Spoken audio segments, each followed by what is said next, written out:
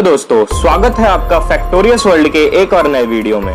दोस्तों, पूरी दुनिया में कभी न कभी एक ऐसा हादसा जरूर होता है जो कि कितना भी भुला लो लेकिन भुलाया नहीं जा सकता।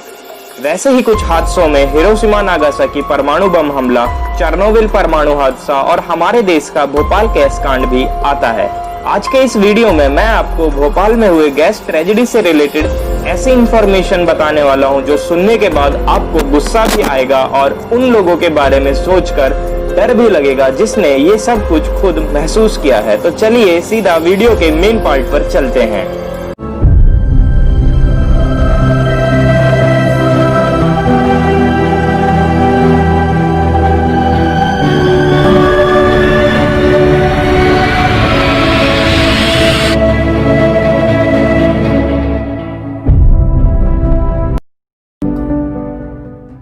दोस्तों, ये हादसा कितना भयानक था इसका अंदाजा आप इसी बात से लगा सकते हो कि आज भी अगर आप गूगल पर जाके वर्ल्ड वर्स्ट इंडस्ट्रियल डिजास्टर मतलब कि दुनिया के सबसे खराब औद्योगिक आपदा सर्च करोगे तो ये डिजास्टर सबसे ऊपर आएगा। ये बात है 3 दिसंबर 1984 की। मध्य प्रदेश के भोपाल में स्थित यूनियन कार्बाइड इंडिया लिमिटेड के टैंक नंबर 610 में से एक गैस लीक होती है जिसका नेम मिथाइल आइसोसाइनाइड होता है। जिस समय ये गैस इस इंडस्ट्री से बाहर निकलती है उस समय हवा का बहाव भी भोपाल शहर की तरफ होता है। अगर उस दिन हवा का बहाव भोपाल के शहर की तरफ ना होके शायद किसी और दिशा में होता तो इसमें मरने वाले लोगों का आंकड़ा भी थोड़ा कम होता, लेकिन शायद उस दिन भोपाल में रह रहे लोगों की किस्मत को भी कुछ और मंजूर होता है। कुछ समय बाद ये गैस उस इंडस्ट्री से 2 किलोमीटर दूर भोपाल रेलवे स्टेशन पहुंचती है और देखते ही देखते वहां स्टेशन पर मौजूद सभी लोगों को अचानक से खांसी की समस्या होने लगती है और आंखों में भी जलन और शरीर में भी जलन की समस्या होने लगती है। कोई कुछ समझ पाता उससे पहले ही ये गैस अब और आगे जाने लगती है। सर्दी का समय था तो लोग अपने घरों में सोए हुए थे। जिनकी घरों की खिड़कियां खुली हुई होती है वो तो घर के अंदर ही खांसते खांसते अपना दम तोड़ देते हैं। इतनी गंभीर समस्या को देखकर वहां के लोगों को कुछ भी समझ नहीं आ रहा होता है कि क्या करें, कहां जाएं। कैसे भी करके वहां के लोग वहां के हॉस्पिटल की तरफ अपना रुख करते हैं और जिन हॉस्पिटल की तरफ लोग सबसे ज्यादा जाते हैं वो हॉस्पिटल भी वहां के सबसे नामचीन अस्पतालों में शामिल होते हैं। हमीदिया और रामलुइया अस्पताल। देखते ही देखते हॉस्पिटल में लाखों लोग आने लगते हैं। जब सुबह होती है तो वहां का नजारा देखकर अच्छे से अच्छे लोगों की भी रूह कांप जाए। हॉस्पिटल की तरफ से आने वाले सभी सड़कों पर सिर्फ इंसानों की लंबी लंबी कतारें लगी हुई होती है।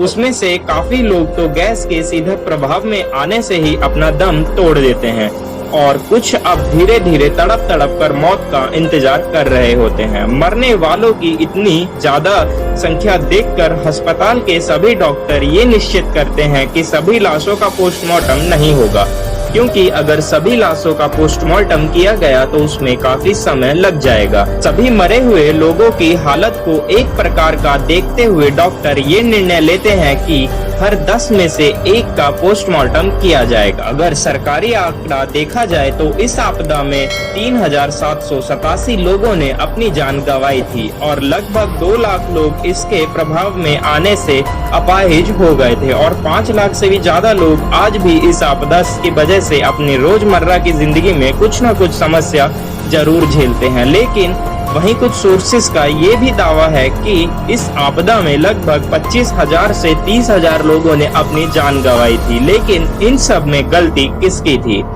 अगर देखा जाए तो इन सब में सबसे ज्यादा जो जिम्मेदार था वो था हमारा सिस्टम, हमारे उस समय की सरकार। क्योंकि जिस कंपनी में ये हादसा हुआ उस कंपनी में कीड़े मारने वाली दवा बनाई जाती थी और कीड़ों को मारने वाली दवा में बहुत तरीकों के जहर का इस्तेमाल होता है और साथ ही में जहां पर इस तरीके की कोई कंपनी भी होती है वहां की सरकार का ये कर्तव्य बन जाता है कि वो हर 2 से 3 महीने में एक बार उस कंपनी में अपनी तरफ से कुछ लोगों को वहां भेजकर वहां के सभी कार्यों पर एक नजर डालने को बोले।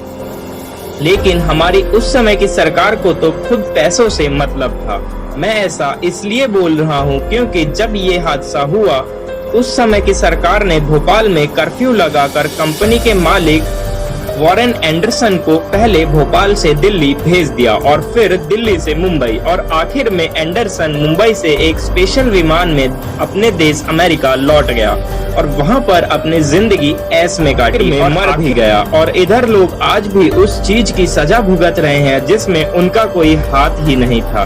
पहले ही बता दूं कि मैं किसी भी सरकार का समर्थन या दुष्प्रचार नहीं करता हूं। मैं अपने चैनल की मदद से लोगों को सिर्फ सच से रूबरू करवाता हूं और इसी के साथ वीडियो खत्म होती है। अब आपसे मुलाकात होगी एक और नए वीडियो में। तब तक के लिए धन्यवाद।